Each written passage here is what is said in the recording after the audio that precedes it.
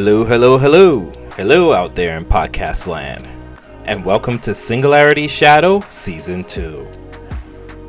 And for today, I bring you part 2 of the relationship series.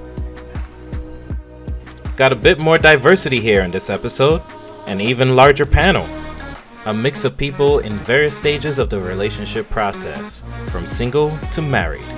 The diverse perspective should surely provide an interesting conversation. And now I present to you episode 4, Relationships Part 2.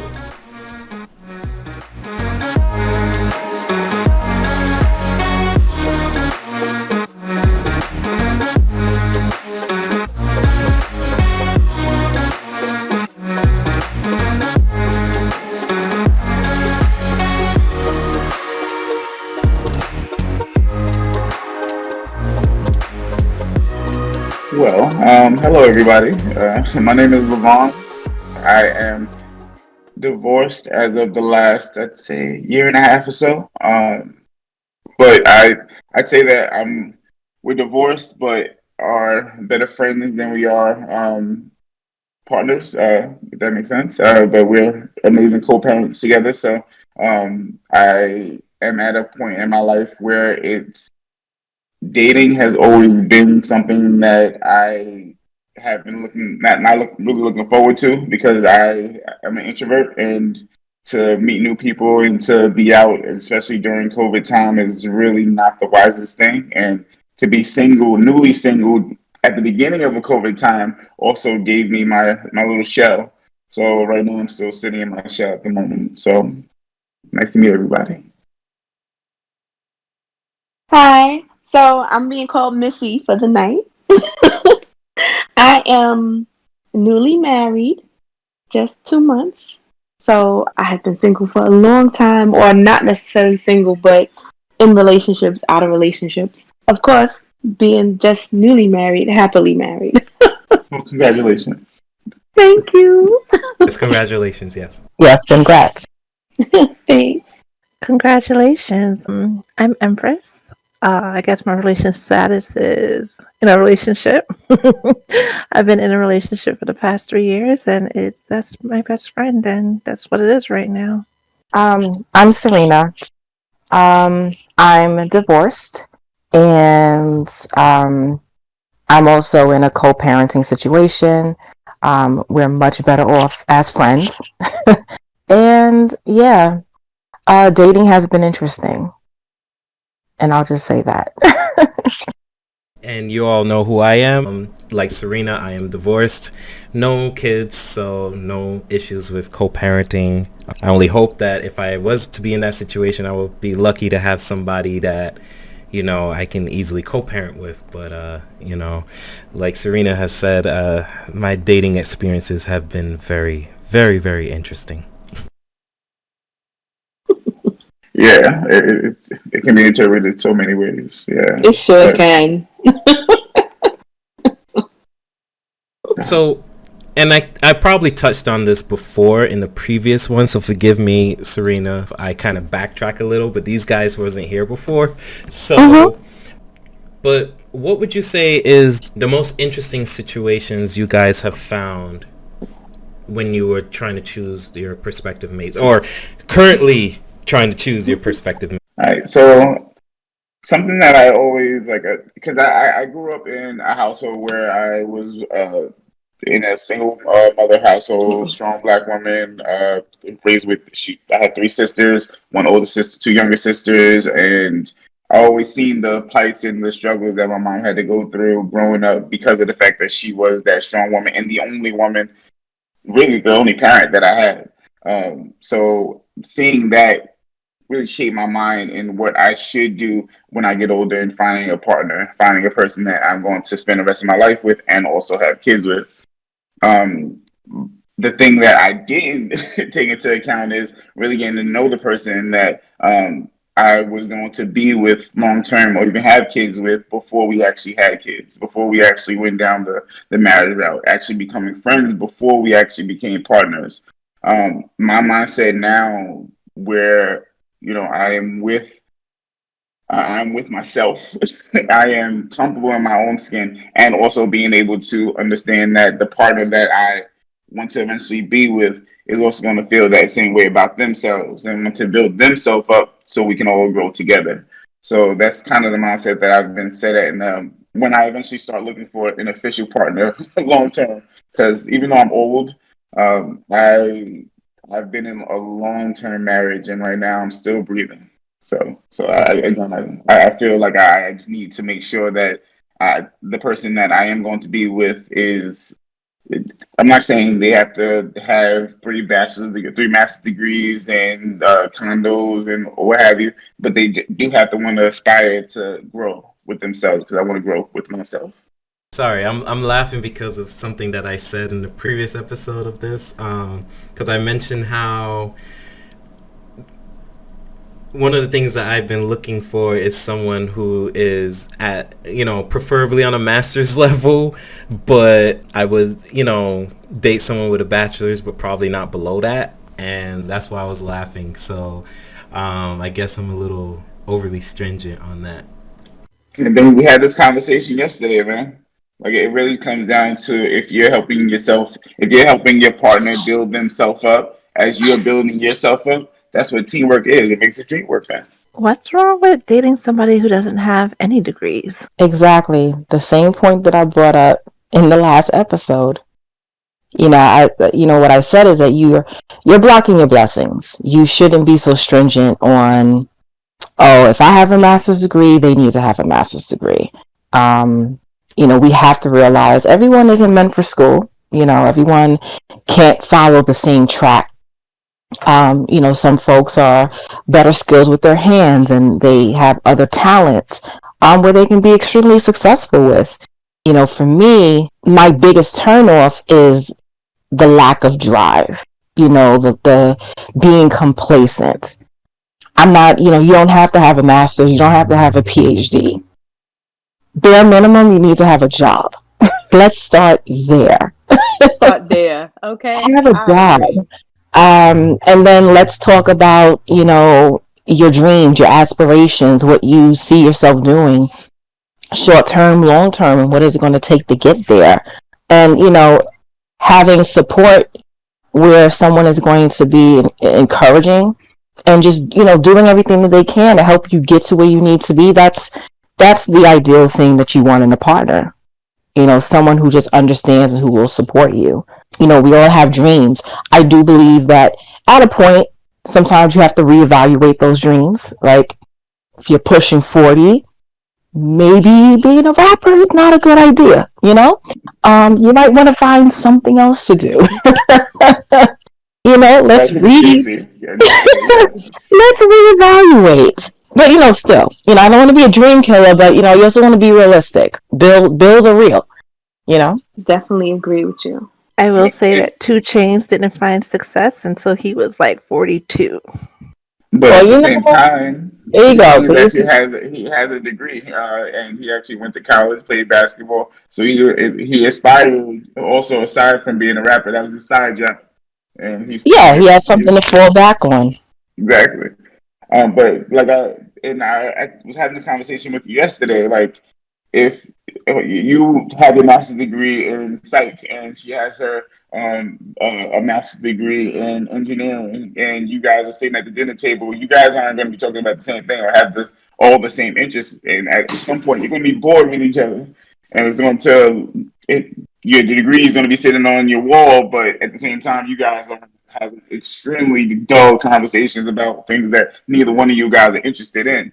Meanwhile, your heart is saying something else. Your heart is in love with somebody who has 2 jobs, who is running her own company, or who is striving to be a boss, as opposed to just getting that piece of paper. So it's a world that we live in, honestly. Yeah, I think it really depends on the relationship. I can say that I've had enough relationships to say that I dated the guy that had the masters like me. Or actually, he had the masters before I had my first masters, and he was one of the most cocky people I ever engaged with. I was like, oh my God. And like my aspiration was to find a guy that had degrees like I did, and spoke of similar dreams. That's so when I started dating him, I was like, oh, this is going to be the best. It's one of the worst relationships I had, and it was over quick because I saw that this was going nowhere, and yeah, I spent most of the relationship aggravated. It was like this is not making me happy. And actually, the man that I just married, I did meet him in college, but he didn't finish his bachelor's. Um, and he went on to have a successful career. And that's why I agree. I think it's about meeting someone that you have commonality with, that will love you and respect you, and that y'all can build things together. Even if it's not the same dream, but y'all can build together. Build so that you can build on your dream. I think that's what's important. I agree. I have given a lot of thought to that since, you guys want to put my feet to the fire on that one. So I will reevaluate my position on that. It's just that at least from my experience, when I've dated people who didn't have certain educational background, I didn't find them, at least to me, interesting. Like, what interests them didn't interest me. And maybe that's just from the circle of people that I've dated, but it's just I didn't find them interesting at all. In terms of long-term viability, it was just like, okay, that's cool. Yeah, okay, you're into that. That's okay, that's cool. I was into that like 10 years ago. I'm not into that anymore. I'm sorry.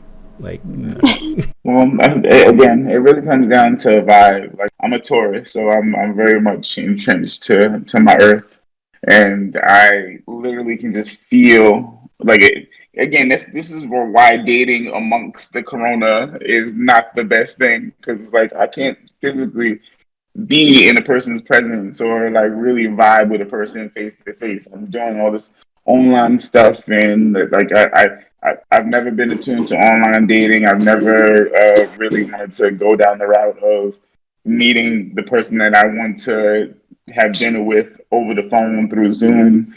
Like it doesn't feel good because of the fact that I want to feel a vibe. I want to feel when I meet you that we can click on just eye contact and just general feel good conversation or what have you. But it's dating during Corona time and being single, and it just doesn't. Yeah, it's not the best time in my opinion. so you've had virtual dates before, right? Yeah, I've had two, and it was just different. Yeah, just it's not the same. And again, I'm an old man. I keep saying that, but I'm only 38 this year, and it feels like I've aged myself to at least 50 this year. So, I mean, last year rather. Everybody You are not feels like old. Right. I was Not going at to say, all. I was, I stop saying feel that because I'm getting offended. I'll be yeah, me 38 this too. year as well. I think all We're three not of us old. are born in the same year. I think I just feel it. I have to get that feeling out of feeling old, because it is a mindset. I know. But yeah, like I did two virtual dates, and one of them just becoming friends with. I didn't really want to build it past anything else because again, I can't really feel, I can't really see, I can't really smell, I can't get all my senses around that dating part of it. So I'm not used to this world. That's all. Just not used to the virtual world just yet. You know, just to put a spotlight on you just real quick, what platforms are you using to meet people? Like, how are you meeting people? Well, I've done Tinder, and it's definitely not my move. And then Facebook dating, which gets you into like having conversations with people that. Because I live on Staten Island, and Staten Island is about this small. And I went to school on the South Shore and on the North Shore, so whole island, 2, 3 miles, 5 miles.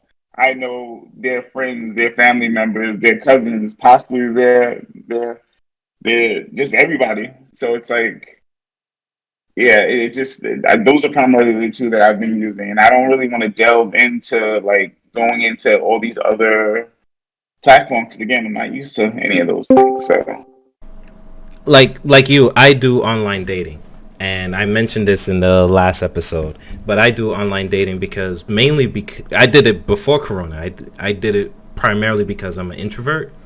I'm not really good at meeting people, and I think I use the example, Serena, like if I was to meet somebody in a bar, I would leave the bar before even if it's like even if we made eye contact, I would sooner leave the bar because I just can't like get over that initial fear, I guess, of that potential rejection, even if there wasn't going to be a potential rejection, you know.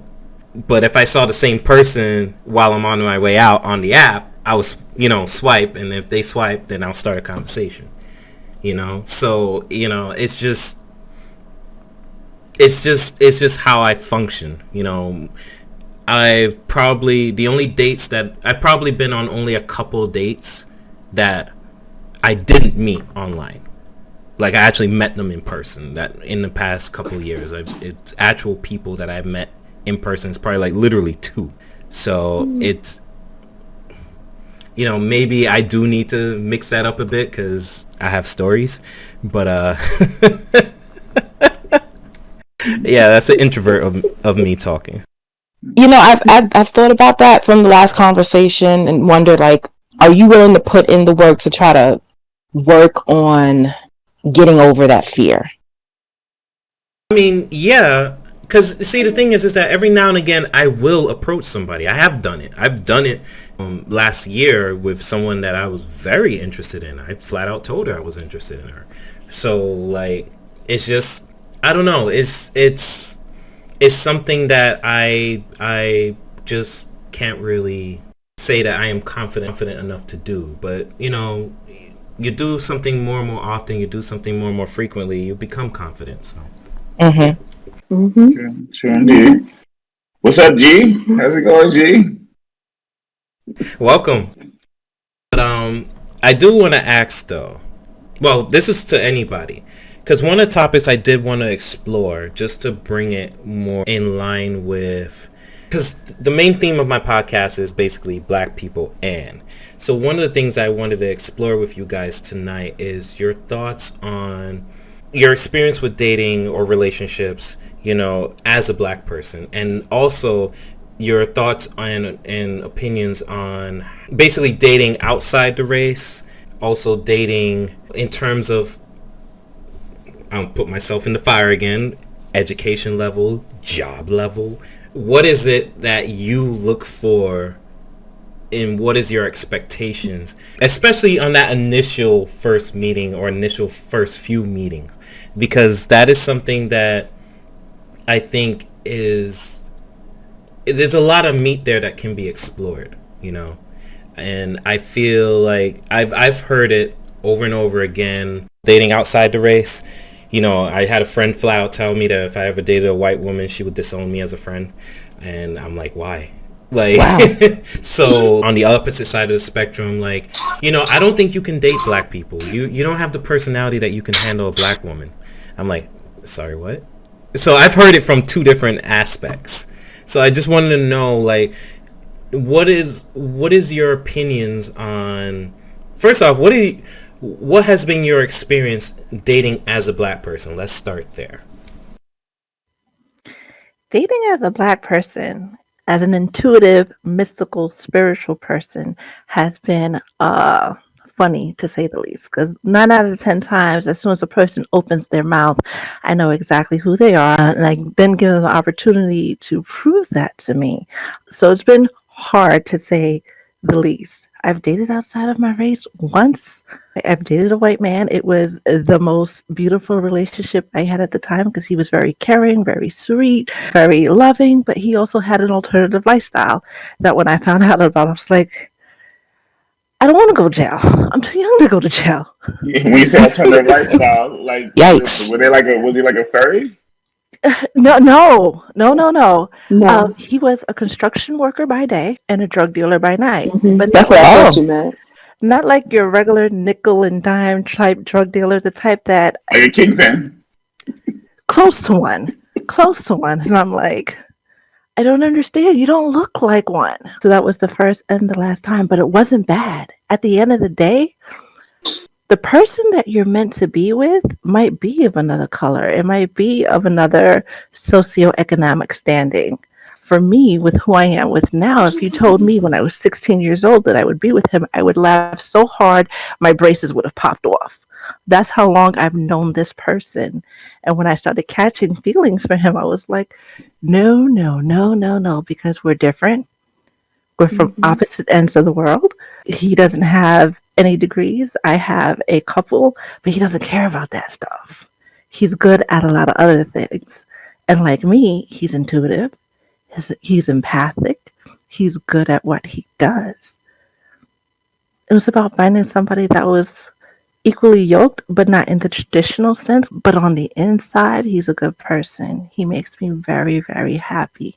And I didn't have to find him. I didn't have to go on the dating apps.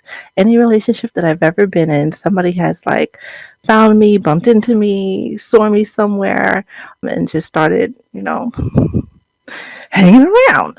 But with him, he started hanging around and has never left. Even when I was in other relationships trying to deny our connection, he was always there. So I really, really like hope that you could like let your guard down a little bit and let go of these degrees and muster up some courage to just go out there and just be like, okay, I'm just gonna talk to 5 people today. Just talk and see what Now, kind of feeling you get on the inside. I don't know why when you said the guy's second occupation, I immediately thought of the Chris Rock sketch where he was like, um, "You can't be a Christian and date a crackhead." It's like, hold on, so I'm about to go to church and I'm gonna go smoke this rock. Yeah, you have to really make sure that you're like you said, just like you said, even if they are on a different path, making sure that that path is leading forward as opposed to sideways, regardless if it's the same path that you took to get to where you have to get to. Even Missy, Exactly. when you use your example of the fact that um, you were with somebody who had the upper level while you did it, and then eventually you seen that really didn't matter. It really came down to the person that you're with now is aspiring to be a better person. That's the literally definition of what a relationship is, or supposed to be, rather. And Right. in dating while black, like me personally, like I always seen it as, I didn't want to be the stereotype. Like I have two amazing boys that I live and die for, and I didn't want to be the black dad out of the household, not with the mom. Mm-hmm. The statistics of black men in the household, and that's my mindset from the time of me first having kid, finding out that I was going to have a kid to now was always that. Not even now, but it was always that. But then I realized that I have to be comfortable with myself, and if I'm not comfortable with myself, my boys are going to see that, and they're going to grow up with that mindset that's going to be toxic. That's something I wanted to break. So dating as an African American man in the 2020s, it's rough, but at the same time, it's easier when you again know yourself, when you actually love yourself, when you actually know that you're not just going to settle. That's the primary thing. Not just settling, but also if it comes in front of you, man, don't just try to shy away from it because you answer the question. You guys get to know each other. Hey, where you from? What have you? So, what degree do you have? That's not as good. Like, yeah, you ruined the conversation yourself. She should walk away. But just saying, that's just my standpoint. So So for the record, there's that part of the dating app where you can actually filter them out based on education level. So yeah, that's what I've been using. Well, that's what I was using. see, that's why I throw those day and nights out the A window, mess. and that's the reason why those things suck. But I digress. Well, I guess I would say that I'm not an introverted person. So I think I've had my opportunity to date a lot. I've dated a lot. And I'm not a person to date outside my race. I dated briefly a gentleman outside of my race. And it's like Empress said, it was okay. Can't say anything bad about it. I seem more committed to being with someone within my race. So most of my dating has been within my race, if not pretty much, I would say all of my real dating, serious race. I think I'm a little bit older than most of you here. I can say me getting married, I guess, is more of a surprise. I'm more of a person to pull back. I didn't really want to be married for a very long time. I was pretty happy with myself and being ambitious, and I didn't lack for any dating. I always felt like when I get ready to have a man, I'm gonna have one, and if I don't want to have one right now, I won't have one. So I've always been pretty comfortable either way it went. I mean, just saying, I've been engaged like 3 times, and it didn't end up in being married, and I cannot say anything against those men that I didn't marry. It's been my decision to not get married. I can happily say that I'm friends with each one of them because it's not like the relationships ended because of distrust or messing around or anything like that. It was just more of that I'm not ready for this. I don't want to be married. But to say I think I got married this particular time because unfortunately my last fiance passed away. And it was shocking. I'm like, okay, we're not old enough for us to be passing away. What's going on? It was very, very shocking for me. And so the gentleman I married, like I said, I had met him in college, and he had actually reached out to me, and I don't know, we started dating, and when he asked, I have to say that I wasn't in love because I was. It was just more or less like, oh my God, I don't want that to happen to me ever again. You know what I mean? So I was like, you want to get married? Okay, I want to get married too. You look at your mortality and say, listen, life is Yes, short. Life is too yes, short for us to like figure out that's things right. when we're That's just right. cohabitating. Yeah. Right. And not to get religious on everybody, I do believe in God. And I've had my times with that myself. But I was just like, God keeps sending you a man, and you keep saying, "Oh, I ain't married yet." Da da da da. Maybe God is saying, "Listen, I done sent you another one. You better cut it out and go ahead and get married." So I went on and got married. We're happily married so far, and hopefully this lasts. I think with all my other engagements, I've always been like, "Oh, is this gonna last?" And just kept putting like my own little barriers in my way. She say knowingly it will work out, as in like hopefully, because yeah, when you have to put yourself mentally in that standpoint. That was my mistake in my relationship. I constantly thought in that same way, and I just had to keep telling myself knowingly, I know that this is going to work. I have to think front forward. But Right. sorry, So that's advice for somebody who's married for a long time. Sorry. no, and I hear you, and I'm headstrong at making it work because this is my choice. And just to say, about meeting somebody, my husband, I met him at college, and I just thought he was the finest thing I had ever seen. You should take me out for my birthday. And he was like, okay. You know what I'm saying? And we had a relationship for what? We stayed in a good relationship for a lot of college. And it just happened to end because we weren't seeing eye to eye. And I just say back then he wanted to get married. And like I said, I was like, I'm in college. No, I don't want to get married. you know? It was always a reason why I don't want to do this. So, same man asking me a second time, gotta get married. So you raise an interesting point that I wanted to kind of touch on a little later, but since you raise it now, I'm gonna bring it up now. What is everyone's opinion about the woman approaching a man? She basically told him, "You got to take me out." So, Well, listen. Sometimes you know the saying, "Closed mouths don't get fed," right? So Mm-hmm. you have to put yourself out there. There's nothing wrong with a woman approaching a man.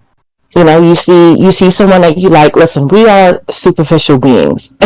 You are going to be initially attracted to what you see because you like what you see. What happens after the fact, though, depends on what comes out of their mouth, the personality, you know. But initially, you like the person. He's fine, she's fine. Let me take a shot at it. So it's nothing wrong. And sometimes, depending on the person, the approach is smooth, you know. Sometimes you just go in there to test the waters, to see what's happening and whether or not, you know, read the room, context clues, and then you take the next step if you feel it should be the right move for you. But there's nothing wrong with that. I put it into practice. But I also say my fiance that passed away, he had met me years ago, and he told me he never talked to me because he felt intimidated by me. He thought he thought if he talked to me that I would reject him or play him out or something like that. And I was like, maybe you should have talked to me. You know what I mean? So I feel like you just never know. You got to take the chance. I mean, I took the chance with my husband. When I was in college. I felt like I was on top of the world. I was the cutest thing walking. So he's not going to tell me now. You know what I'm saying? So I But just that took brings the up the chance. confidence. That brings up the confidence in the gender roles. Like it's, I feel like because I'm a very timid guy, and I kind of sit to the back, and like he's like you said, that fear of rejection. When you wholeheartedly say, okay, I'm going to put my energy behind this person, or I'm going to, I'm going to use the example of this social media world that we're in today. I like some pics, or I comment on some things and see that I'm showing interest in this person, or if they're even doing it vice versa.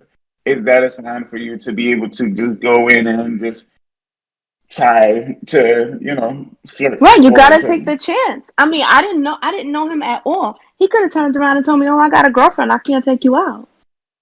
I didn't know at all. I didn't know at all. I just seen him in the hallways, and I was getting ready to go to class. I was like, I'm gonna just ask him. leap of faith. Yeah, there's this big misconception that women don't get rejected. We get rejected. Right. Exactly. Exactly. We'll take a chance, and it's just like, oh, okay, well, all right.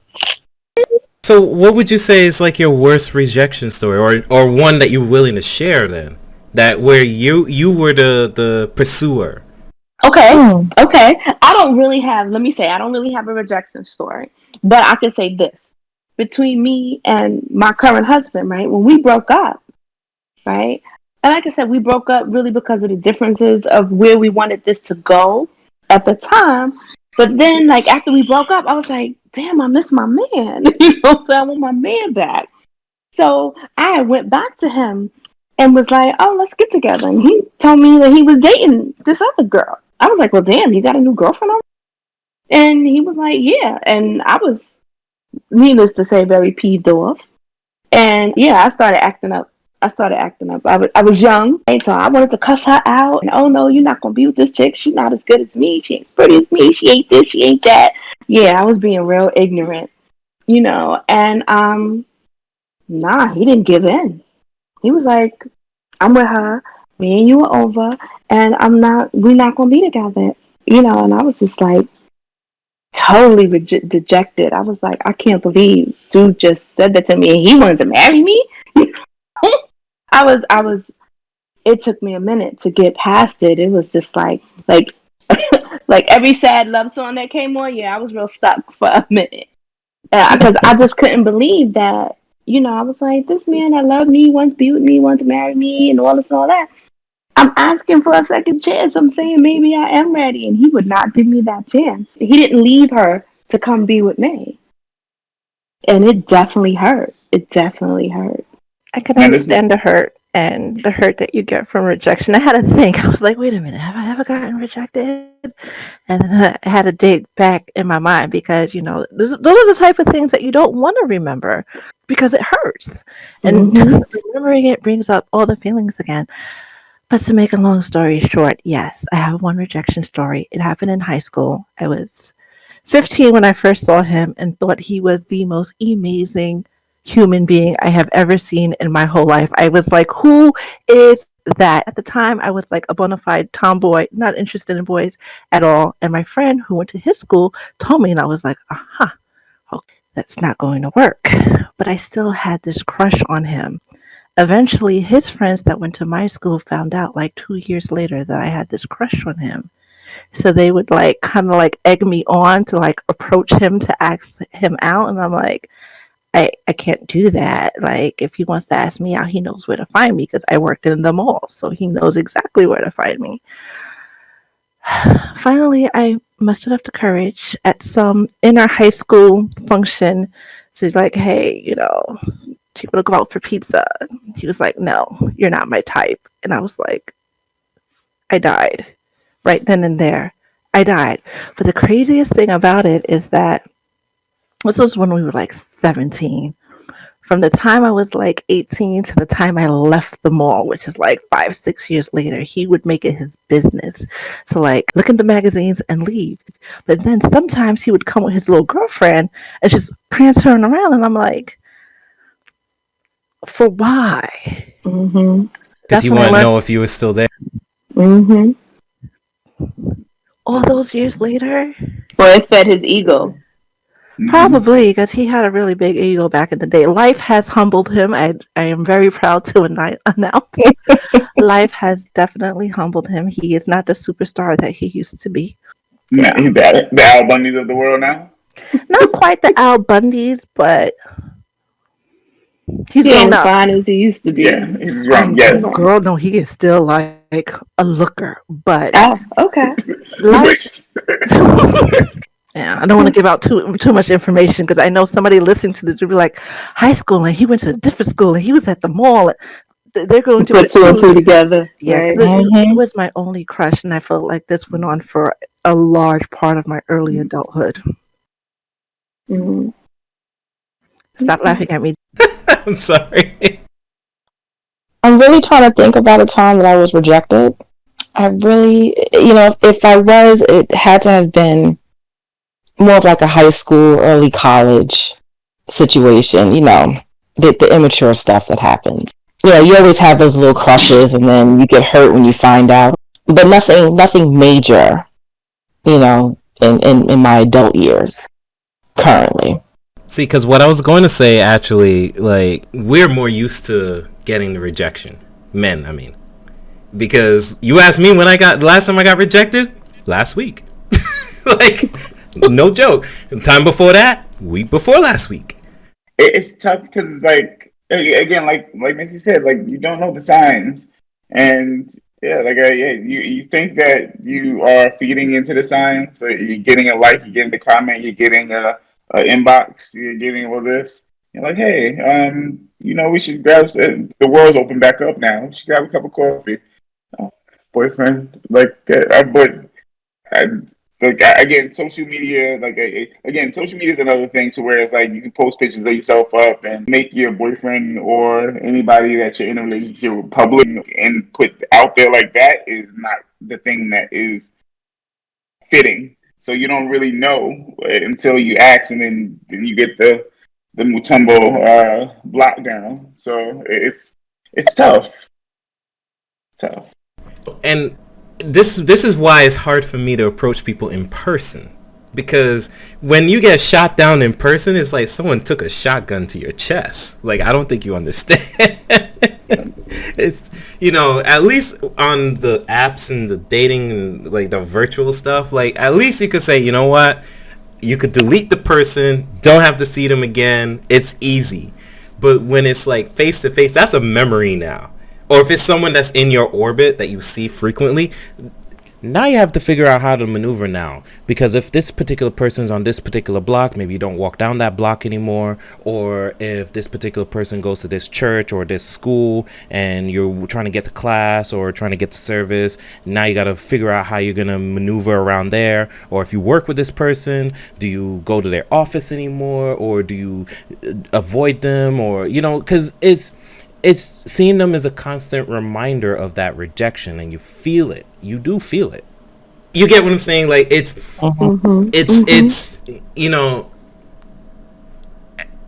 well, speaking personally, it's one of the reasons why it's easier for me to hide behind on the internet and reach out to people. It's really easier to do that because I can't control my face.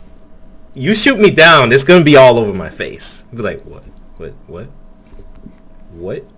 So, and just to piggyback on what Levon was saying earlier, like when you're online and you can't really tell, even if this is someone you actually know, you can't tell what the interest level is, because I find that especially now, they're liking your images, they're liking your posts, they're sending you little side things, you're having conversations, you're thinking, oh, okay, this person's interested in getting to know me. Shoot my shot. Shoots me down. Like, oh, did I misread those signs? I clearly did. And I had a conversation. I'm sorry that I wasn't able to get someone that I at least thought like her on this, because that would have been interesting. But I had a conversation with someone over the summer who basically said that, this is her personality. This is who she is, and this is her personality, and people always mistakes it as her flirting with them when that's her personality. And in my head, I'm like, if people... Can I ask that question? Is that your personality is to kind of gauge that, like to flirt and to act as if you are that you are talking to this person to kind of see if they have interest in you, but you really don't have any interest? Is that or am I just like... No. That has actually been a thing for a very, very long time. Some people are just flirtatious and like the attention, but like have no intentions of going any further than that. Mm-hmm. Yeah, I don't know. I'm not an online person like that in the first place, but I will say that I have had guys say that, oh, you're so flirtatious. But I'm also, I feel that I'm pretty clear when I'm like, no, I never hide it if I have a boyfriend. Never. So I feel like if you're smiley, flirty with somebody, you should put it out there right away, like, oh, I have a man. And that shouldn't be something that you hide. Now, if he continues to talk to you, then that's on you. So I have had people say that I'm flirtatious, which is why I just, have to admit that. I guess that is me. But going back to online, no, because I'm more private, so I don't really share my business online at all. So, I mean, it's more than just online. It's just people in general. Right. So, okay. So I guess I could say that I've had guys that have said that they thought I was being flirtatious with them. And I'm like, I'm just being nice to you. I want to say the art of reading other individuals, right? We get on, and just in general, social media, folks can hide behind a social media page, a handle, the saying, Twitter fingers, people get real courageous behind a keyboard, but they're very timid when you see them in person. There are folks who they have a persona online, but it's not really who they are if you have an opportunity to get to know them to their core. You basically just mean the avatar. Yeah, pretty much. For me, social media is funny. For me, it is a way for me to check out a little bit, because work is stressful. Life in general, there's always something happening. So for me, social media is just a way for me to have a good laugh for a little bit, and then I get back to business. So if I'm following you and you post something funny and I laugh, it's because it's funny. I'm not ha ha, he, and because I want you to slide in the DM, but this is where we are with social media. Everyone is just going to shoot their shot. And I'm not going to say it hasn't gone down in my DMs. It has, but sometimes it can get creepy, And the wonderful thing about social media is the block feature, The block Hey, that block button is real. I love it. And it solves your problems for people to do what they do online. And that's why, for you, it's easier to do the online dating, right? Because again, you get rejected. It's like, oh, okay, well, I can just block this person. I don't ever have to see them again. I can move on, versus I do understand the face-to-face rejection. Yeah, it stings a lot differently than just being shut down on social media. But it depends. Yeah, I remember, and I probably was in college, It was this girl that I shot my shot with at a store in somewhere in Brooklyn. I can't remember exactly where. I shot my shot. She shot me down. And I avoided that block for the remainder of college because I did not. And the thing is, it's not on. It wasn't on like a side street or anything like that. No, this is on the main street, the main path to the college. I had to get through there in order to get from point A to point B easier. Across the street? Yeah, basically, it just made my life a little bit more difficult because I didn't want to see her again. Because I was, shot my shot, she shot me down. So it's like, yeah, now I don't want to see you. So I do agree with you. Social media has made it difficult for us to determine when someone's genuinely interested. I will also say that I'm going off of what you're responding to, especially in terms of if I'm posting something or if we're commenting on something. If I'm seeing something like a particular pattern, I'm going to think that you at least, like, we're on the same page with certain things, and maybe there could be some potential interest there. So yeah, I'm going to eventually slide in the DMs and be like, hey, so what's up? Yeah, maybe I am definitely misreading the situation. But at the same time, I feel like if you were to take the social media aspect out of it, if this was happening in a person-to-person interaction, eventually the same thing would have happened, because it's like you're walking into a classroom or office and the person keeps talking to you. Eventually you're going to think, this person might be feeling me. Let me see what's going on here, Or they might just really like what I'm wearing. That's all.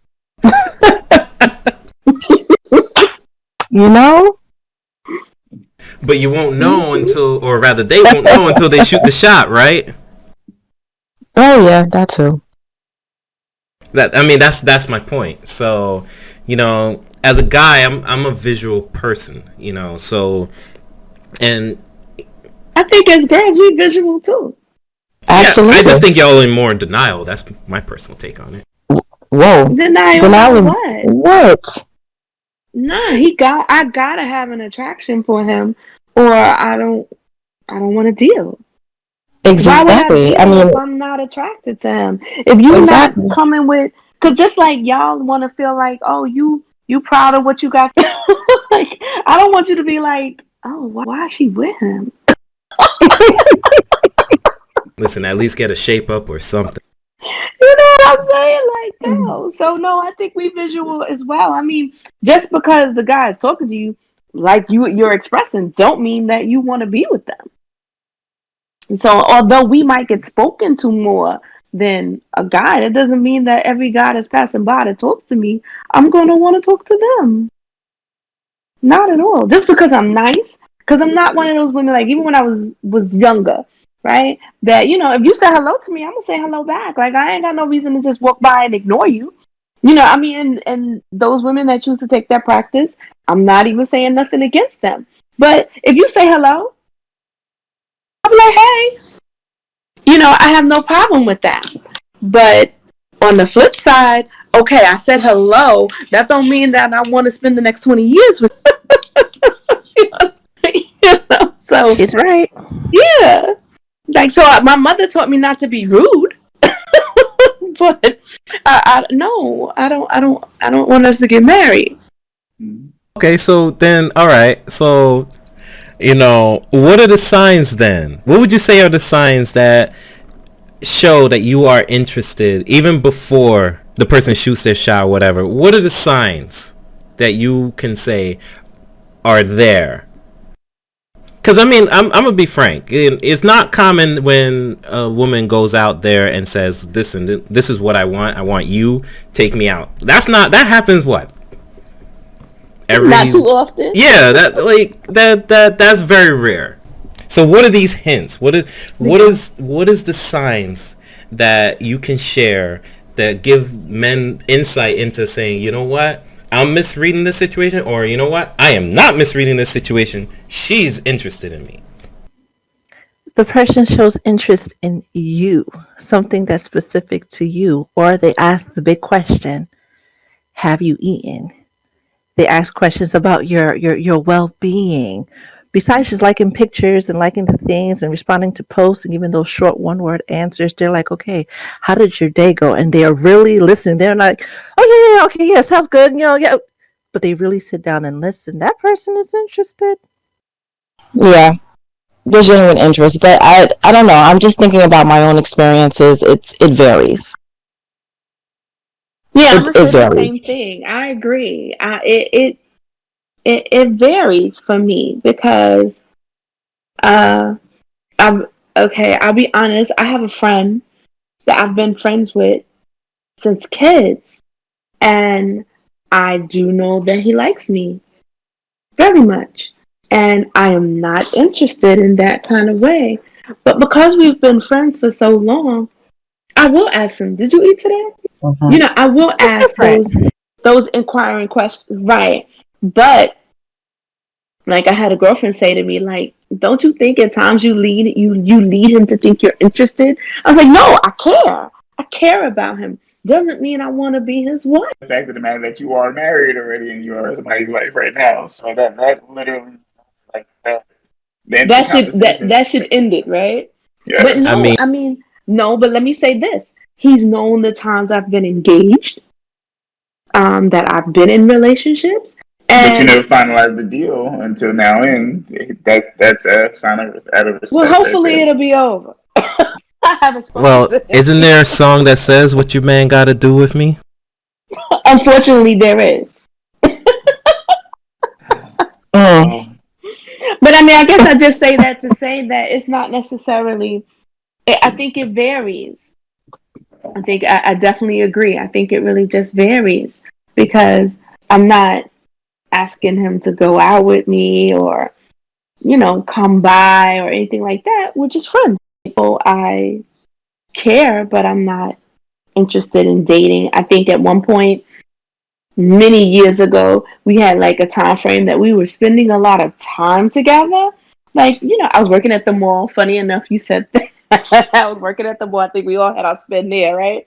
And like, he used to come pick me up from work. And of course, I was grateful. I didn't have to get on the bus. I don't like the bus. Anybody who knows me know I don't like any public transportation. Never have. I have more than one car to make sure I don't have to get on the bus or the train for anything. He used to come pick me up from work, and I think that you know maybe he took that for something else at that time. That we used to, we kind of used to hang out. I mean, it was just like, okay, yeah, he used to come pick me up from work, and I wasn't gonna say no to the ride. Shoot, but I didn't have a boyfriend at that particular time. But when I did get a boyfriend, I guess yeah, I kind of cut it short. Like, no, I don't need a ride. I got a ride. But how long? Okay, so then the other question sits there like, well, how long as a guy do you sit around and wait for this chick to put their interest in you? until they get married. Yeah, basically, No, nothing solidified until it's either generally she has a kid or with the dude or she gets married. Nothing solidified. or even when because I understand the whole dynamic of having like being around since you guys were kids, but I've watched Love and Basketball. And with Love and Basketball, they were kids together. They grew up together. They got married separate, different people, had multiple kids with two Yep, separate. yep. Guess what? They were lingering in the background the whole time. So anything that goes wrong with one relationship or the other, they're that voice in that the other person's head, like that Jiminy Cricket. Like, hey, you know what? Maybe let's come talk about it. And it's always going to be there. And again, this is from a guy's standpoint, from a guy who was married for a long period of time. Like, this is what we. And it's not even being a insensitive, like what's the word I want to use? Being insecure or being jealous or what have you. It's literally reality. It's like it's if you see that this person for a long period of time has been the guy who is just waiting in the wings until something goes wrong, until you can be the emotional shoulder they can cry on and not have any hidden agenda, then they're gonna be there, and he's gonna be there until you say no, never. I'm married. I'm thinking about this for the long term. And have multiple kids without thinking about any But other. I think that's crazy because in the sense of that, like I haven't had him when relationships have ended. I haven't chosen him to be like, oh, he's my friend that I call up to cry on his shoulder to say everything that was wrong in that relationship and No, what he I'm did not to saying me. in that regard. I'm talking about in his mind. He's thinking like, okay, I'm gonna be here regardless of if she gets divorced with him or not. I'm literally gonna be waiting the ways because with all the things that she's been going, that's been going with the engagements and what have you, I'm still here. But Yeah, that's his he's the friend. insanity. He's the friend that's patiently waiting. Yeah. He's the friend that's patiently waiting, trying to find a way in. Yeah. That's the role that he's playing. But you know, he also has to understand that he's choosing to do that. That's Because right. she's making it very clear, I don't have any interest beyond friendship. I'm married. I'm in a whole relationship. Yada yada yada. But he chooses to still be there, to be in the wings waiting to say, hey, you need a ride? Hey, I happen to be in the area. You have lunch? You want me to bring you something to eat? He's choosing to do that. And that's sort of like that's kind of like self-torture. Like, dude, what are you doing? It's obvious, it's clear that you have interest, but it's not being returned. Maybe you should put your focus elsewhere.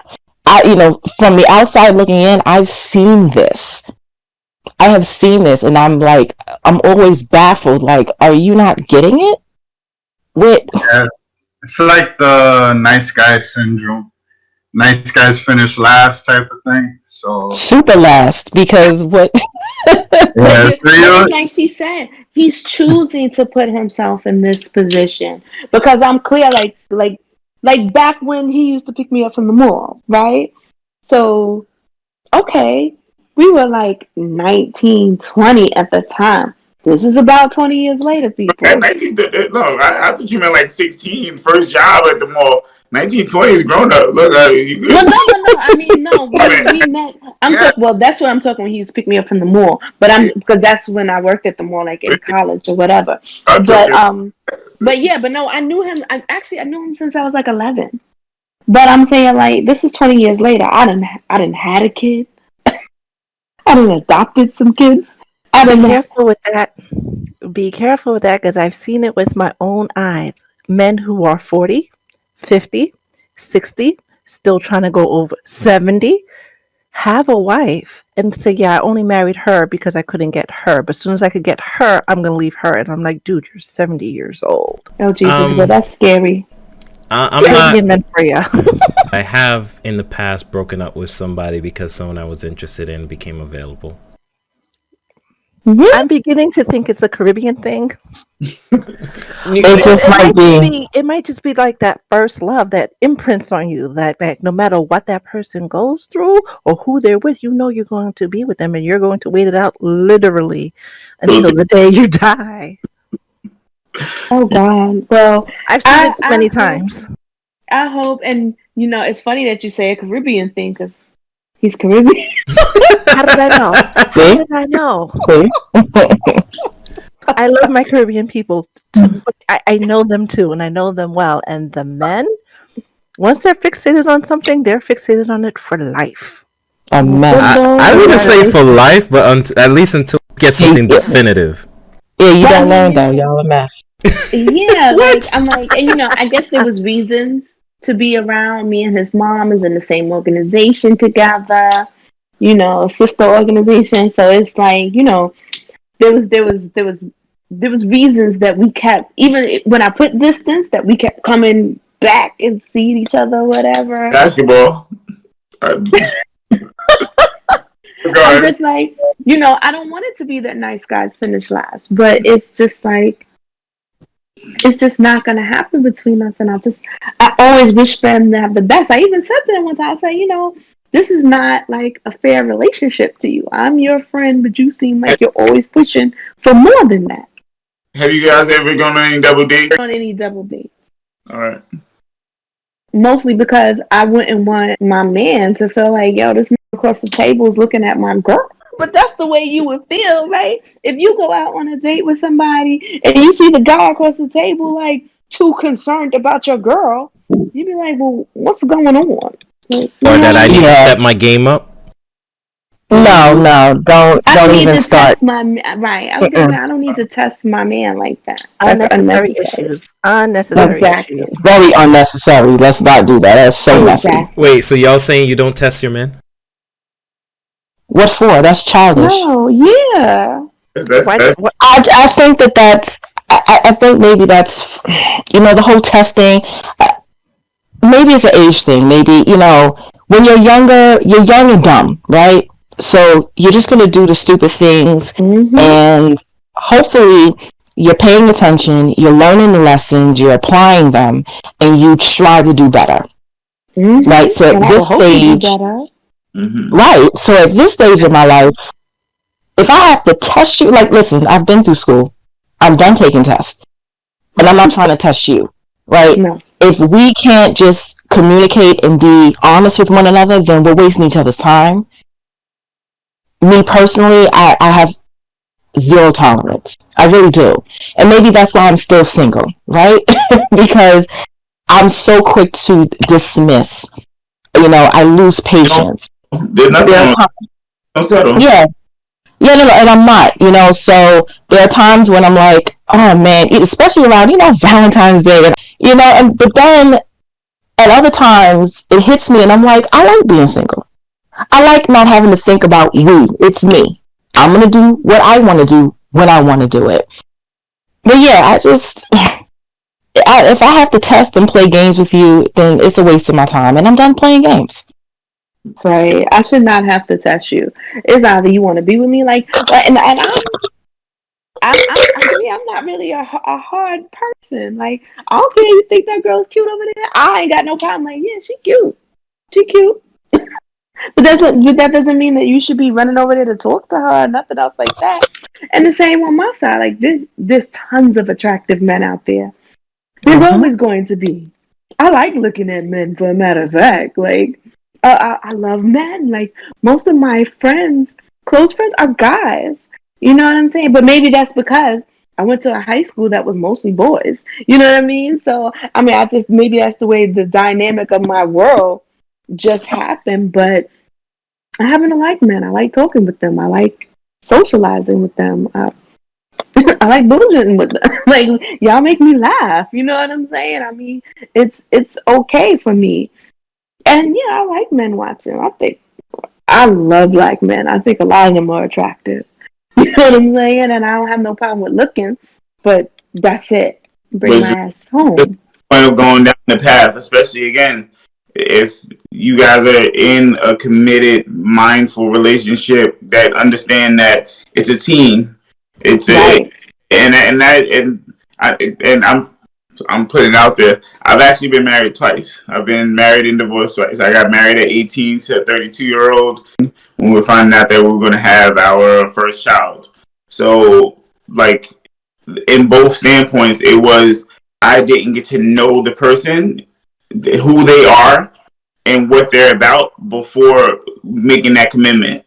And understanding that what marriage is two people that have a clear understanding of what they want for the future, to build, like I said at the beginning, to build themselves up, to become that team, to basically make sure that you guys are both having the same mindset of the future and building yourselves up. And especially when kids are involved, all the childish stuff and all the testing and all the I want to see where your mindset is at. That goes out the door, because like your job now is to raise two human beings to be better than what you were, or better than what your partner is, better than what your parents were, and give them the opportunities that you didn't have. So that's literally what a mindset is when it comes down to marriage, or even co-parenting for that matter.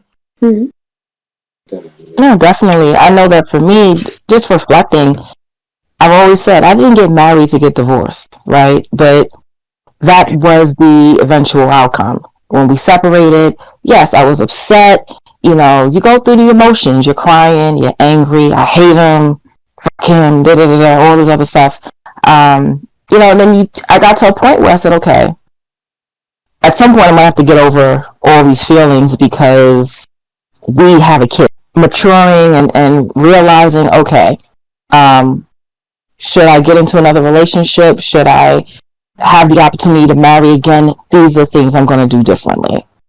And we were very young and very inexperienced going into a serious commitment, knowing we had issues.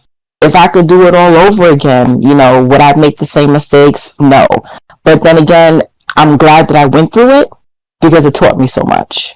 And that's and I have a clearer idea of what I'm looking for, what I will tolerate, what I will not tolerate in the next relationship. So people just need to really just learn, take the lessons and apply them, and just do better. This is true. What I've learned through life, especially after my fiance passed away, is that life itself will test the relationship. Mm-hmm. And it's best to enjoy the person while you can, because you're never going to know what tomorrow is going to bring. I think if you told anybody 2 years ago that we'd still be in a pandemic, they would be like, "What pandemic? What's that? We haven't been in a pandemic since how long?" Right. We've got all types of drugs. No. We had the swine flu. That was fine. It's not going to be crazy. Stay home. Work from home. What is that? So now, with everything else that's going on, I've just learned to just cherish people while they're here. My fiance passed away. That was a life-changing event. And I've learned to treat Oh, I people absolutely differently. agree.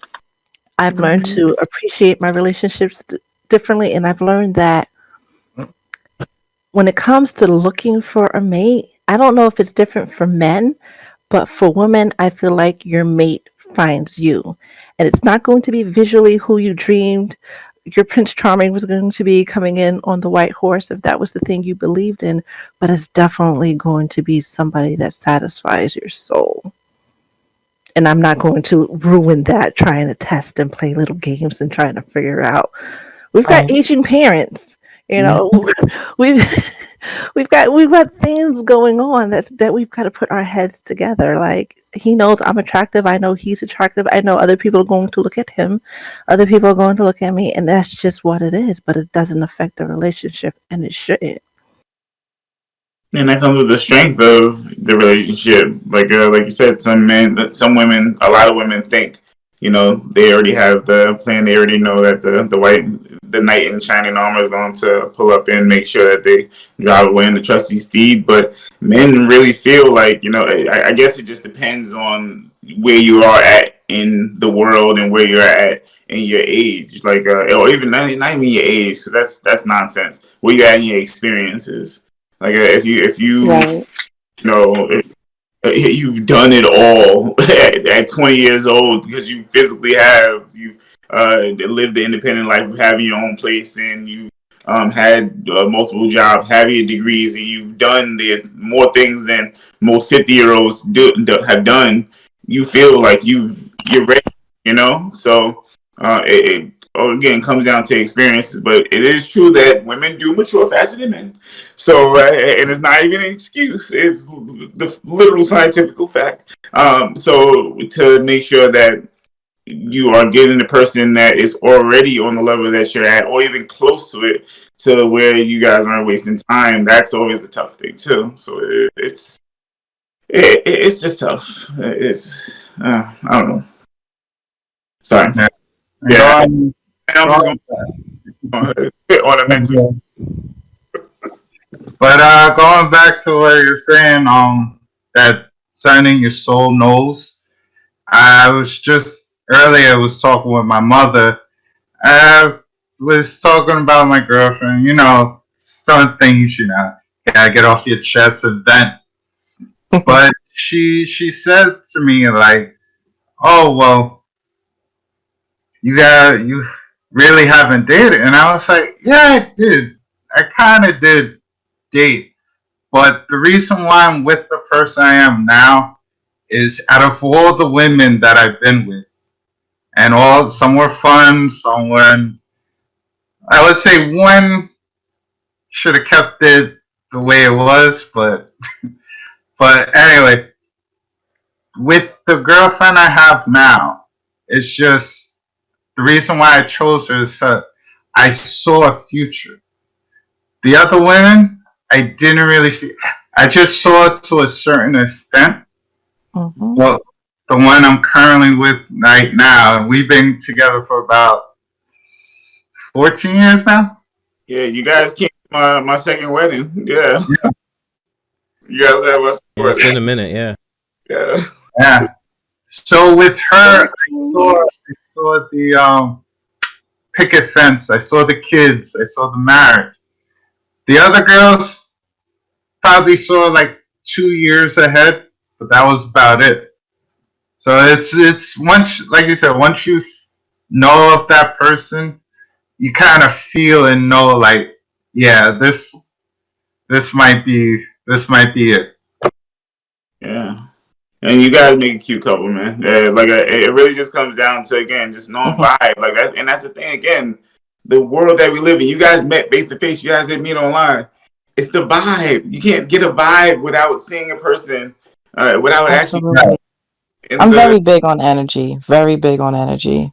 I mean, it's so tough. Again, like Empress said, also like the world that we live in today. When 2 years ago we didn't think that a pandemic was a shit. I knew it was a word, but I didn't think we'd ever live through it. Like, honestly, and it's like now we're at a point where it's like we're looking at our mortality, and before we look at what we want to do for our future, we're looking at whether or not we're going to be here tomorrow. I last year I literally lost a person every single month, and then this year I lost 2 people already within February. So it's like now is at a point where it's like, do you want to go down the route, or do you want to go quick and try to find the person of your future, and you choose wrong because you're just doing it because you don't want to die alone. You know what I mean? And it's always tough. It's just a tough world that we live in right now. You know, it was so funny. I tell my friends, I'm like, you know what? I need to get out more because clearly my soulmate is not going to break into my house, right? I need to get out there. And I remember going into 2020, I said, I'm going to go out more, especially in the summertime. You know, I'm just going to hang out more. I'm going to do so much.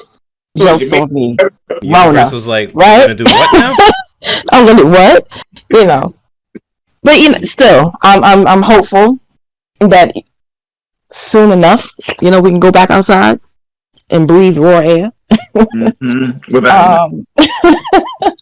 And then, you know, I could get back to whatever I planned for 2020. But yeah, I'm really big on energy. I do like having the interaction. You know, I always say even the art of conversation is lost because we're so reliant on technology. Texting is so easy. And I love texting. Don't get me wrong. Love it. Sometimes I feel like you really could text me and not pick up the phone because maybe I'm not in the mood to talk. But when you're really interested in someone, I do like to have the conversations, right? Listening to the tone of their voice and picking up on inflection and just everything. You know, to me, that matters because that helps me to really get in tune and really understand, you know, what we're talking about and really get involved in the conversation. But that's for people that I'm really interested in talking to and getting to know. I miss that, you know, but you know, keeping hope alive. You know, I'm not jaded. Yeah. Well, listen, 2021's they said 2021's mindset is supposed to be 2020 never existed, and that we had to go through the mistakes in order to learn from them, so we can just kind of just press the delete button and figure out what we were going to do going forward. That's all. I think 2020 gave us an opportunity. It gave the collective an opportunity to really learn who you are. Being in isolation and being by yourself really kind of made you focus for the first time in a long time on yourself and not the busyness of life itself. 2021 is a 5 years, so it's a year of change. So love, if it's in your cards for this year, will find you. And if it's not in your cards for this year, it will eventually find you because you did the prep work in 2020. I could just tell by the conversation that we're having that the work has been done. Now just be open to receive what the universe is throwing your way. Dwayne got some more work he has to do. Mm-hmm. Serena and Levon, they're on the right track. They feel energetically, because it's still hard to tell. Energetically, they feel like they're in that mode of being ready to receive, but you got some serious blocks up. You mean I gotta let my guard down? I'm saying, You do. your Absolutely. person We may all not feel be that way. your person may not be who you think they are. Right, And all right. don't be afraid to date outside your race, because it might be outside your race. Well, for the record, I don't have a problem dating outside my well. I don't have a problem dating brown people, basically all shades of brown. I think the only question comes up is if it's someone who's like white. But then your mindset would be me personally. I love my brown. I love my ebony. But when it comes down to the mindset of some people, it's also what other people are going to think of you, and which is not a healthy thing either. Honestly and truly, it's not. Yeah, but also like Driving. family and close friends, But it's more so me, because at the end of the day, I will do what I want to do regardless. If you guys, like, if you were in my inner circle and you were basically saying, yeah, well, I won't talk to you if you date a white person, I'll be like, okay, but I like this person, so. Yeah, but I mean, you have people in your circle that's telling you things like that. You might want to reevaluate why they're in your circle. Yeah, Right. clearly. Yeah.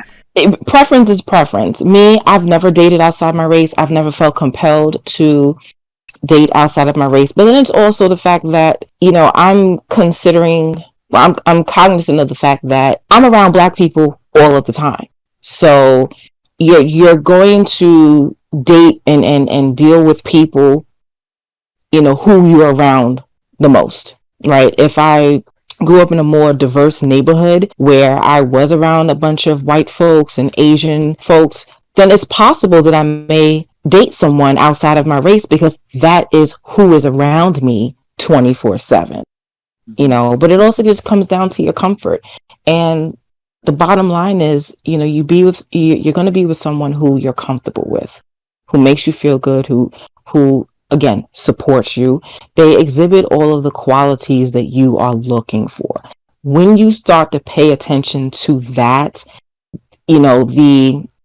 what I consider the insignificant blocks that you're putting up, the barriers, like the degree, that's not going to matter. You might find your soulmate owns 2 franchise restaurants and never went to college, but she's hella successful. You know what I mean? Like, and then you'll realize, oh my God, I have so much in common with this woman. We can talk about any and everything all day and all night. I just feel like sometimes you just have to let your guard down. Just let it be. Let it flow. If you're religious, let go and let God. Seriously. But I do want to bring up real quick before it slips my mind. It's the 4th time that I've heard someone say it's a 5-year today alone. So thank you for that. The 4th time I've heard somebody say that, and like it literally just went into my mind just now. I'm like, wow, I just wasn't thinking about it, and yeah, thank you. You're welcome. That means if you've heard it that many times today, the universe is really shouting at you. Can you expand on that? Because this is the first time I heard of it. That it's a 5-year? So it's 2021, the 2 and the 2 and the 1 equals 5. 5 in numerology basically means change. So the year of change, basically. Mm-hmm. Like, drop your guard, change. Not even so much trying to make God change, but just if you were away one way, change it the other way. Maybe it'll be effective. Not even so much dropping your guard, but just being more open. Yeah, not dropping guard, because dropping guard means I'm just going to just go with the first person that walks down the street. Like, hey, that's else. No. We don't want to do that. No, hair in your bathroom and just like and then tie it into your legs. But yeah, but no, it just really just means be more vulnerable, but not in a bad way. Just be more vulnerable and be more open. Mm-hmm. It starts with being more open. Okay. All right. You're being resistant. I can see. Like you don't want to take it in. No. Tell the truth. Tell the truth. Tell the truth. I can see it too. No, actually, what was going on in my head is if you're, the definition of insanity, doing the same thing and expecting a different result. So, that was literally what was going through my head just now. So, if what I've been doing hasn't been working, then I have to do something else. Change. Boom. Question: what's your astrology sign? Who, me? Yeah. Cancer. Okay. All right. Yes, I'm the crying water emotional sign that's ruled by the moon. Heard it all. Sensitive. Right. My mother's a Cancer. She's crabby as hell. Yeah, me and him are the same sign, by the way. Yeah. I don't know you to be crabby. Do you think I'm crabby? I'm not at all. Do you think I'm crabby? Nope. Of course not. Of course not. I'm a Taurus. Mostly pleasant.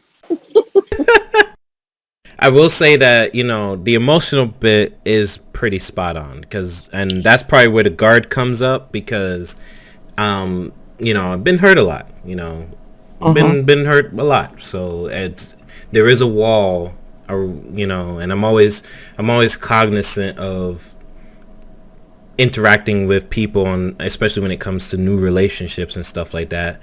And maybe that's where I need to be less discriminating because I keep thinking, okay, this person, nah, so yeah, year of change, right? Yes. Yeah. Yes. And as a Cancer, you're intuitive, so tap into that intuitive side to show you who you could be open with. Well, that goes based off like you said. With Cancers, once we lock on, it's like fully committed. So when we're disappointed, that's where the emotional part of us comes out. Across the board. That's not just in like romantic relationships. That's just across the board. So, I do have a habit of having certain expectations of people. No matter, like, it could be friends, it could be family, it could be relationships. But if I have a certain expectation of you and then, I'm fixated on that expectation and then you don't meet that expectation, yeah, it makes me feel a kind of way. I'm not going to lie. So wait, question. Are you setting an expectation before you have an opportunity to get to know the person? Right. That's dangerous. Because if you're doing that, it's pretty much you're always going to set yourself up for failure. You're sabotaging yourself. You're sabotaging it. You're always going to be disappointed. Yep. Mm-hmm. Like really, you should be going into it with no expectations. Open mind. Really being open, and just taking in what they have. Again, just taking in, vibing, pulling in off that energy, paying attention to the conversation, seeing where it's going, and then build on that. But if you're going in with this expectation of she has to be this, that, and that, like you're going in with a checklist. So if she's not fitting into this box, then it's not going to work. You're not giving her a chance. You're not. I don't know if you've seen that movie before, but Shallow Hal. Someone has to hypnotize you.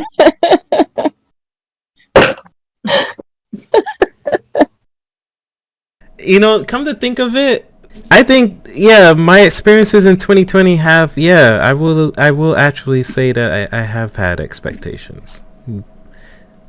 Yeah, so maybe that you were right on that. Look at that, 2021 breakthrough. We're learning. Look at that. Like I said, for me, that's come from just experience, and not saying that that's a good thing. I'm not. But I am just saying, like, it's been my experiences that, like, I've encountered particular types of people, and it doesn't help that it seems like I tend to attract certain types of people on my profiles that I have out there. It's always the same type of people when it comes to mindsets. So, you know, it's weird and scary at the same time, especially when, you know, at least one of those people, possibly two, likely two, have actually reverse looked me up on my phone and was outside my house. So, oh my goodness. yeah. Yeah, That's so scary. very scary, very creepy. But you might also want to, because I'm just interested in, like, what is the type that you're attracting? And then have you taken a moment to maybe think about what is it that you're putting out there to attract that? Both physically and energetically. Well, that's the thing. Like, I can only speak physically because a lot of times this is early on. And on the apps, yeah, I'm getting to know you, but my goal on the app is within those first 2 days is to take us off of the app. Because I want to start talking to you, like Levon said, I want to start talking to you, and then I want to see you. Because if I don't have that physical chemistry, it's not going to go anywhere. So at some point in that process, you get my phone number, which is why I started using like other apps. And I'm happy that like Bumble and Hinge, they now have the in-call app, which doesn't always work, but you don't have to give out your number anymore because they didn't have that in the past. You had to actually give out your number to start talking to people. And since I'm listed, it was a problem. So, and I even let on. You can get unlisted? How does that work? Or you got to call the phone company and do that's but you know, the very problem scary, is, man. Yeah, the problem is once your stuff is on the internet, it's like, you know, and I have way too much things connected to this phone number for me to say, you know what, I'm just going to change it. Like, I eventually I think I'm going to have to do that, but I've had this number since I've been 18 years old. Holy shoot. That's Yeah, damn, it's 20 years I had the same phone number. So any of my exes out there say that they can't get in contact with me, you're lying. You're lying. I'm not giving up this 917, so I'm with you. I'm not changing my number for nothing. Oh, yeah, me and either. I agree. I've always ran on that. I'm not changing my number for no one. So no, I'm not the kind of person that you're gonna run me off my phone or anything like that. If you stop talking to me or whatever, things don't work out, lose my number. But don't come for me and whatever. Expect me to change my number. No, you just get blocked. Yep. Right. But that block list is long. I bet. Listen, I had a guy that I dated, very super complicated situation, but you know, we came in each other's lives at times where it wasn't right for us to be together. So you would think third time's a charm, but you know, I got my heart broken in the process. And to get over him, I not only blocked both of his numbers because he had moved to Atlanta. So, you know, I blocked his New York number. I blocked his Atlanta number. You know, he's on social media. He has his own business. So I blocked his personal pages. I blocked his business pages. Facebook, Instagram, let's see, Twitter. 2018 Thanksgiving. Out of the blue, I get a notification on LinkedIn, of all places. Here he is. Yeah, that's I said, "Are you serious?" But mind you, he's now married. Why, sir? Why? And you know, every time that he's tried to reach out to me, because he's even created new pages on Instagram just to reach out to me, and I would just block. But every time he would do that, something in me would say, message him and find out what is his problem. But I knew that doing so would open up a can of worms I did not want to, be bothered with. So I'm just like, no, block. It's now 2021. I haven't heard from him since. So maybe finally he's gotten the message. But yeah, no, folks. You know what? No, he is the only one that isn't. I've dealt with Jamaican, Trini, Panamanian. My ex-husband is Vinci. Yeah, I've kept it all within the Caribbean islands, but no, him, he's not. Interestingly enough. But I think he finally got the message. I think he finally got the message. At the risk of defending his stalkerish behavior. I want to win, bro. Hell no. No. Not to say that. I've never done that. Listen, because I'm actually very quick to be like, if I don't get a message back, I assume you blocked me, and I just remove you from my phone and my orbit and everything, and I move on. So like, and that's part of that whole guarded walls up, because like, you know, I can't tell you how many dates I've been on, and you know, I'll text the person like, hey, had a great time tonight, you know, would like to see you again. What's your next availability or whatever? How about next Friday or whatever? You know, whatever. I don't care. Don't get a message back. Okay, you block me. Moving on. Like, so that's what's going through my mind. But at the risk of defending that stalkerish behavior, you know, I think this kind of loops back to something we were talking about earlier, where it was basically he could be someone that you were the one, right? That if he found out you were single, he would break up with his wife and come to you. You know, that you were his primary, so to speak. I will say this about him, and it's something that I noticed about him. He could never just sit down and be by himself. He was always in a relationship. He was always linked to a woman. And to me, you know, again, after some time had passed and I had, you know, some time to really reflect on the situation, I'm like, he wasn't ready for me. The love was there. It was genuine. I was in love with this man. But despite my feelings, I can let you go, because for my own sanity, you're not going to do this to me, you know? But I noticed, I realized, I'm like, this man he has not been single. He has never just sat down. I know for me, I enjoy my own company. I know how to just sit down and be still. Because sometimes you just need to do that. And I've come to understand for myself that if I can't be content with myself, then how can I be content in a relationship with someone else? Like, I need to get my shit together, basically. Exactly. So I felt like he hasn't gotten to a point where he's gotten his shit together. I don't think so. If I cared to, let me back up. We have a common friend, and it was so bad to the point that I had to tell our friend, do not come to me with any messages from him. Don't talk to me about him, because I will block you from life too. I'm so serious. If you don't mind me asking, how old is this person? He would now be 50. Yeah, that's a stalker. Okay, all right, yeah. Yeah. You know, he definitely was much older than me when we first met, but I wasn't put off by the age difference. Not even so much age difference, but just like that's a bread story. Like that's like with all those things. And the only reason why I asked that is because like we were having a conversation, like we were talking about earlier, like things that are learned as we go down the line and how we understand signs. Right. and the fact that after the first sign, he has to go to the next beacon, and thinking that would attract you more than anything else, and you just keep going, thinking that's going to be effective. Like that's a stalker. Yeah. Yeah, no, it really was.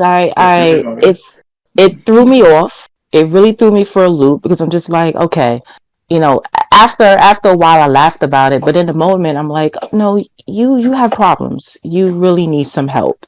What's wrong? Especially because, again, you have a wife. You should be focused on her, right? Mm-hmm. You should be happy and content enough in that relationship that you shouldn't have to think about me to go through those lengths to try to find me and connect with me again. You know, it's insanity. Like I said, it's 2021. Haven't heard from him yet. Let's hope he doesn't resurface. He ran into the fives. He said, listen, I'm going to change. That's what his thing was now, I guess. You see the universe, how that works? Yeah. The universe is funny. It really is. But that, that was something. That was something. I don't know. I get teased a lot because I'm a Scorpio, and Scorpios get a bad rep. I don't think I'm that bad. Y'all are basically the reverse Cancers when it comes to rep. No, I can't even say that. No. One of my best friends is a Scorpio, and he is Desmond. You guys know Desmond, all right? Think so. Gary, you know Desmond. And yeah, they're different people. I guess guys and girl to Scorpios are very different. I don't know, but yeah, he's more like a Cancer, really, than anything else, which is weird. Well, I'm talking in terms of rep. But the expectation is that Scorpios will attack, whereas Cancers will become emotionally defensive. I mean, I'll attack when necessary. I have my moments. I admit it. Every Cancer I've known has been an attacker. That I've Hey. dealt with Right. personally. Wow. And that's my mother. Hey. And that is my mother. That's why I said she's a crabby Cancer. That is my mother through and through. But I'm actually more emotional and more sensitive than people give me credit for. I'm just good at putting on that face. You're not going to see me weak. I'm not going to cry in front of you, So I'll go in the room and close the door, and I'll throw fists in the air and curse your name. And then, I'm going to get over it, and I'm going to come back out and, as far as you're concerned, everything looks okay. I'm fine. I'm cool. I'm chill. But yeah, I don't know. Yeah. Well, thank you. So yeah, guys, I have paperwork to do. I don't know exactly. Yeah, because I'm still taking right now. Actually, I was gonna wrap this up around 9. So, but it seems it's almost 9:30. But thank you all. Thank you, everybody. I don't know if anyone has any closing thoughts they want to add, though. You guys are all cool people. And that too. And have an open mind. Yes, I agree. You can't continue to be an introvert. That's really a hard thing to tell an introvert to do. It's like, yeah, you need to go talk to people more. It's like, do you understand? You're actually asking me to walk into a fire. Like, that's crazy. At least try Gotta to do some work. be more open. And there's plenty of YouTube videos to show you how to get yourself a little bit more open-minded about certain things too, like looking at different signs, transitional skills. My job as a recruiter, my job is to let people know you got to look at the transitional skills, things that you do on a normal basis that translates to what you can do into the next thing. So there's always something that you could switch about yourself, that little niche about yourself that can change your whole attitude about a whole topic. So you just gotta find that niche. I'll work on that, I promise. Don't be a tourist either. Yeah. All right. Well, I appreciate this, guys. Yeah. You're welcome. So I will probably have this up sometime.